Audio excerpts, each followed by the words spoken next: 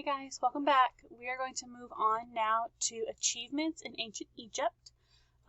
We are almost halfway through our Egypt unit. Hopefully yesterday you took the time to do one of the two articles, either Life Along the Nile or Religion in Egypt.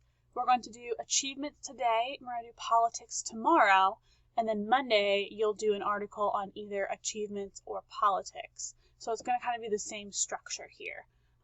So we're going to do achievements today. We're going to move kind of quickly through them, so you may have to pause through the video to catch up in writing if I'm moving too quickly. I know I probably will, but I want to make sure I keep this video under like 15 minutes. So you may have to pause. That's all right. We're going to start moving. Achievements in ancient Egypt. We're going to look at three different groupings of achievements. We're going to look at writing and literature, which is first. We're going to look at art, and then we're going to look at science. So, starting with writing and literature, the ancient Egyptians developed writing around 3200 BCE. So, their writing kind of changed a little bit as time went on. It started out, though, as hieroglyphics, which is what I think most of us are probably familiar with when we think of ancient Egypt. So, hieroglyphics are symbols or drawings that represent a word or sounds. So hieroglyphics are symbols or drawings that represent words or sounds. So here on the right, I have a picture of Egyptian hieroglyphics. You see different kinds of, you have animals in there. There's an eye up here. Different shapes and symbols. They can mean different things. With as extensively as Egypt has been studied, I'd assume that these hieroglyphics are able to be deciphered. But I don't know that for sure. But they used different symbols and drawings to represent different things, whether it was a word or a sound. So different symbols put together would make a word, something along those lines. Writing, as in Mesopotamia, writing was not something that everybody knew how to do. And because of that, scribes were highly respected in the civilization. This is just like in Mesopotamia. If you knew how to write, you were automatically higher on the social order because you had that ability. You went to school for a long time from a very, very young age to learn the language, to learn all the different symbols, and you were highly respected. You helped keep records and preserve the knowledge. A lot of what we know about Egypt today has come from these papyrus scrolls and these carved tablets that have been preserved over time. So we're able to kind of know what ancient Egypt was like based on that. Scribes were highly needed in the civilization. Without them, we wouldn't know much of what we know today. And the records that they had wouldn't have been able to be kept as accurately. Now, talking about writing, Egypt was unique in what they wrote on.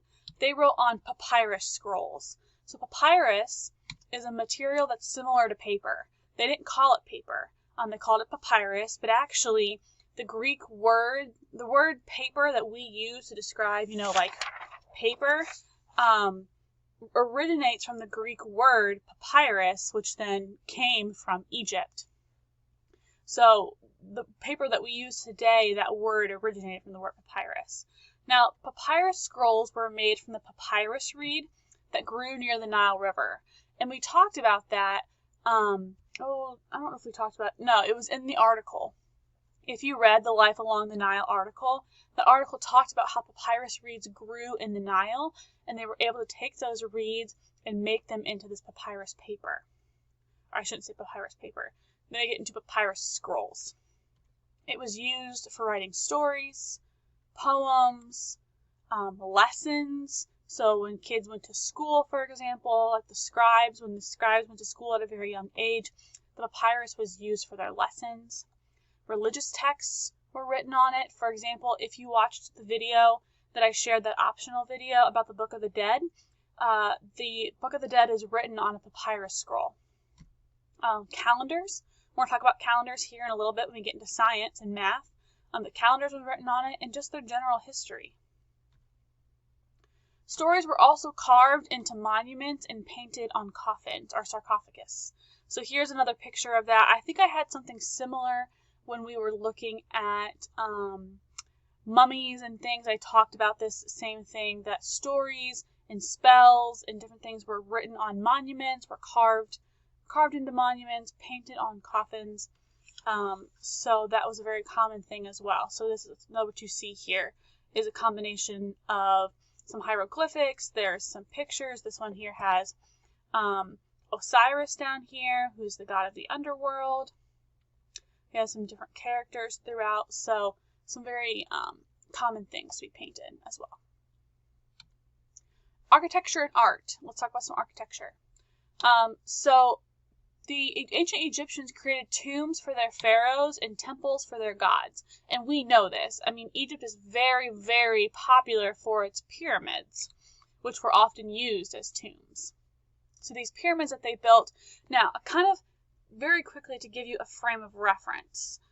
Egypt was around for a very, very long time. The pyramids that we're going to talk about here in a minute were built at the very beginning of ancient Egypt. So when you think of like King Tut and Cleopatra, they existed long after the pyramids had been built. Like the pyramids weren't being built when King Tut was in power or Cleopatra was in power. They had long been built and were being maintained when they came into power. So something to kind of keep in mind. But these pyramids served as tombs. That's kind of was their original purpose. The most famous of these pyramids were the Great Pyramids of Giza. So remember we talked about Giza is one of the cities in Egypt that was very, very popular. It's a very well-known city, and it still is today. Giza is still a city in Egypt. But the Great Pyramids of Giza are 3 pyramids that were built for King Khufu, his son, and his grandson. So you can see here in this picture, there's these 3 very large three very large pyramids. There's some kind of smaller temples and monuments down here, but these 3 are the main ones that are in the Great Pyramids of Giza. And they were built at the very beginning of the rule in Egypt. So you know it says King Khufu, not Pharaoh Khufu. That's because they weren't even called pharaohs at that point.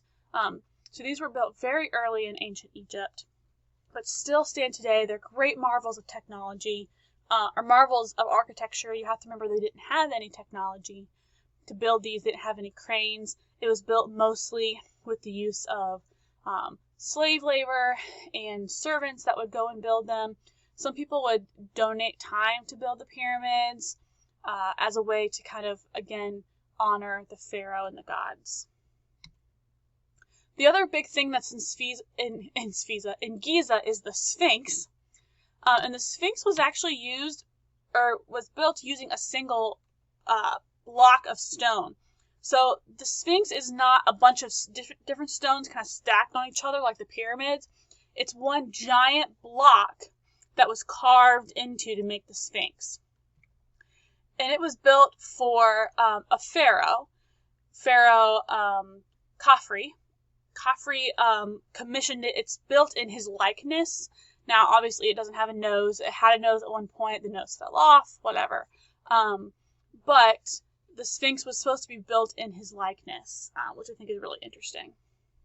But I also think it's kind of cool it was built from one giant stone. But that's intense. Looking at this last thing, then, we have science and mathematics. So some achievements that came from Egypt was the creation of a solar calendar. So the Egyptians needed to know when to plant and when to harvest, so they had this calendar that was based on the sun. And I think it was also in that Life Along the Nile article that talked about this. But it had exactly 365 days. Those 365 days were divided up into 12 months. Each month had 30 days, and then there were 5 extra days that were like tacked on to the end.